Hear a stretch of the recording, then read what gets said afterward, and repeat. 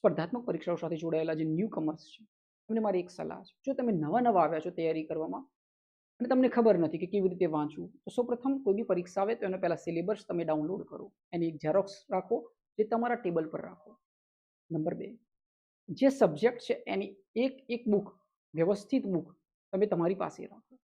Number 3, તમે એ topic છે એ તમે અંદર જોઈ શકો છો કયા કયા ટોપિક મને આવડે છે, કયા નથી આવડતા. એના પર તમે યુટ્યુબ પર જઈને અલગ અલગ જે વ્યક્તિઓ સ્ટડી કરાવે છે એમને તમે વાંચો, સમજો. નંબર 4, તમે કોઈ પેડ કોર્સ લઈ શકો છો જે બી તમને અનુકૂળ લાગે. અને નંબર 5, એવી વાતમાં ના આવી જાઓ કે આ પેડ કોર્સ લેવાથી આપણે પાસ થઈ જશું, આપણે સફળ થઈ જશું. એવી કોઈ બી કોચિંગ સંસ્થા જે ગુલબાંગો ફાંકતી હોય ને એનાથી તદ્દન દૂર રહેજો. કે હું ભણાવું છું એ જ આવે છે, અમે જે બુકો આપીએ છીએ એમાંથી જ આવે છે, તો બધી તદ્દન મિસબ્લીડિંગ ઇન્ફોર્મેશન છે. જો એક વસ્તુ યાદ રાખો, હિસ્ટ્રી કોઈ લખેલી છે આમાંથી, આ જેટલા બી છે એમાંથી કોઈ લખેલી નથી. ઇવન ગુજરાતમાં ઘણા બી ક્લાસીસો તમે જોશો એની અંદરના કોઈ બી વ્યક્તિ યુપીએસસી પાસ નથી, અને યુપીએસસી પાસ કરીને કોઈ ફાઇનલ ઓર્ડર નથી એમની જોડે, બરોબર? તો બસ કોઈની વાતમાં ઇમ્પ્રેસ નહીં થવું. કાં તો એ બાય પ્રોફેશન છે, કાં તો મજબૂરીથી આવેલા છે. બે વસ્તુ છે. નંબર 4, આપણે આપણા સ્વાર્થથી સ્વાર્થ રાખવાનો. આપણે શું કરવા છે એ પાસ થવા છે. તમે ગાંધીનગરમાં બેઠા છો, તમે અમદાવાદમાં બેઠા, તમે સુરતમાં બેઠા, કઈ બી જગ્યાએ બેઠા છો, એની બી ગુજરાતના કોઈ બી ખૂણે બેઠા છો, તમે તમારા મગજની કેટલી યુટિલિટી છે એ સમજી શકો છો. તમે કેટલું ફોકસ કરી શકો, કેટલું ડિસિપ્લિન કરી શકો છો, સૌથી મહત્વનું છે. તો કોઈ બી વસ્તુને વારે ઘડીએ વાંચો, ડિસિપ્લિન રહો અને પોતાની જાતને ચાહતા રહો. બીજી બધી બાબતોથી દૂર રહો, બેડ હેબિટ્સથી દૂર રહો. બસ ખાલી પોતાના એક સિસ્ટમને ફોલો કરો અને જેટલી બુકો છે ઓછી રાખો, મટીરિયલને વારે ઘડીએ રિપીટ કરો અને એના કન્સેપ્ટને રિપીટ કરો, કેટલાક એમસીક્યુઝને રિપીટ કરો. આપણે એ પાસ થવા આવ્યા છે. Okay, any how any way, કોઈ બી અલગ અલગ જગ્યાએથી જ્યાંથી બી આપણને લાગે કે આની ડાયલોગ ડિલિવરી સારી છે, સમજાવવાની કન્સેપ્ટ સારો છે, એને પકડો. ઓકે, આપણો મૂળ ઉદ્દેશ શું હોવો જોઈએ? મૂળ ઉદ્દેશ શું હોવો જોઈએ? આપણે પાસ થવા આવ્યા છીએ, આપણે આપણી જાતને બેટર કરવા આવ્યા છીએ. ઓકે, આપણે કોઈ કોચિંગ સંસ્થામાં બહુ એટલા બધા ઇન્વોલ્વ થવાની બી જરૂર નથી. તમારો મૂળ ઉદ્દેશ શું હોવો જોઈએ? હું અહીંથી તમને જે સ્ટડી કરાવું, કોઈ બી વ્યક્તિ સ્ટડી, એનો મૂળ ઉદ્દેશ શું હોવો જોઈએ? કે તમારી સુધી પહોંચવું જોઈએ, ડાયલોગ ડિલિવરી પહોંચવી જોઈએ.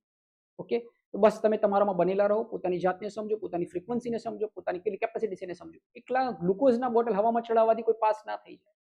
હું એમ કહી દઉં ભાઈ તમારી કેપેસિટી તો જોઈએ, મગજની કેપેસિટી જોઈએ, તમારી હેબિટ્સ, બેડ હેબિટ્સ દૂર કરવી પડે અને કન્સેપ્ચ્યુઅલ બેઝ પર પ્રેક્ટિકલ વેજ પર લાવવું પડે. ઓકે, તમારી આટલી વાતને સમજજો.